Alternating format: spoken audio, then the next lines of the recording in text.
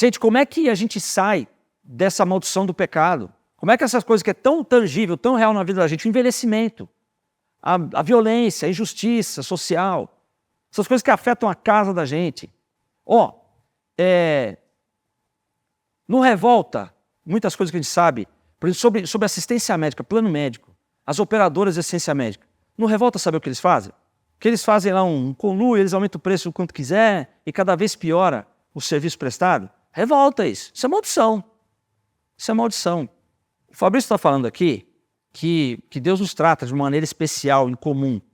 Isso é santificação. Santificação não é não falar palavrão, do jeito que você se veste, isso não tem nada a ver com isso. Santificação é uma pessoa que se chama Jesus.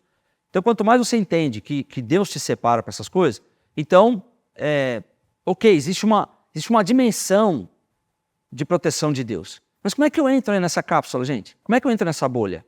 Eu tenho uma realidade física, natural, tô aqui no mundo, tô vendo tudo isso aí que eu tô vendo.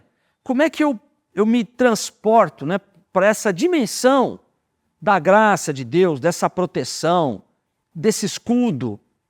Como é que é isso? Como é que você entende isso? O Fabrício está falando conhecimento, buscar conhecimento. O que vocês acham? Fé.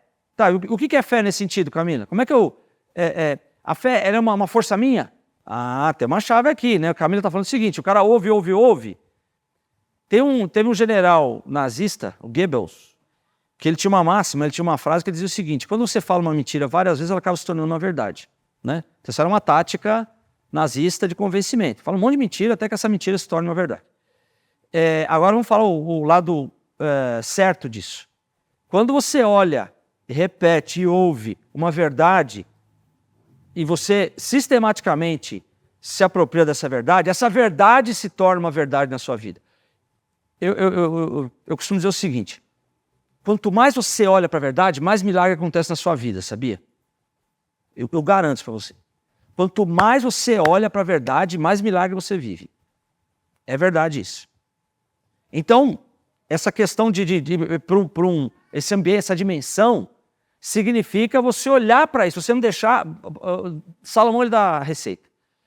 Filho meu, atenta para as minhas palavras, as minhas razões aqui no teu ouvido, não deixa apartar dos seus olhos, guarda no teu coração, porque são vida para os que as acham e saúde para o seu corpo. Ele fala assim, não deixa apartar dos teus olhos. Não deixa apartar dos teus olhos. O Marcelo falou que tem dias difíceis, tem dias fáceis, tem dias difíceis. Como atravessar os dias difíceis? O que vocês entendem? Então depende de onde você olha, Marcelo. O dia difícil, você vai superá-lo dependendo para onde você olha. Se você olha para coisa ruim, se isso ocupa a tua mente, se você olha para a maldição, então você vai ter assunto, mas você não vai sair dela. Então se você olha para a verdade, isso te leva para um dia difícil. Tem uma figura muito interessante no livro de Hebreus, que ele fala sobre o precursor.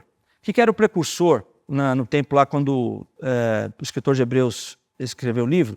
Na navegação, eles tinham que, quando chegava perto de um porto, podia ser que o tempo virasse, né? E o que acontece? Você está chegando mais perto da terra, então o fundo, né, a água está ficando, o mar está ficando cada vez mais raso, você pode encalhar, bater numa rocha e tal. Aí, o cara está chegando lá no porto, nublado, né, chuva. O que faz o precursor? O precursor, ele entrava num bote, o navio estava longe, ele entrava num bote, pegava uma corda enorme, né, e aí ele naquele bote, qual é que era a missão dele? Ele tinha que chegar lá no porto. Né? Então chegava uma hora quem estava no navio, via o cara e sumiu na neblina, né? E a corda aqui soltando. A missão dele era chegar no porto, ancorar aquela corda numa rocha, porque o que acontecia? O navio não enxergava onde estava o porto, onde estava o destino dele. Mas essa corda estava amarrada lá. Então eles iam puxando essa corda, não via nada, ia puxando essa corda, porque eles sabiam que essa corda estava numa rocha.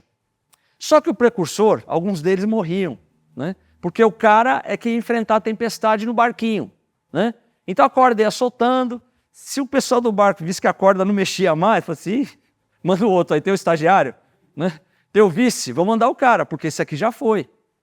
E aí essa figura do cara quando consegue chegar no porto, amarrar aquela corda imensa do navio numa rocha. Então o precursor fez o papel dele. Aí adivinha quem a Bíblia fala que é o nosso precursor? O Senhor Jesus. Que ele entrou no Santo dos Santos.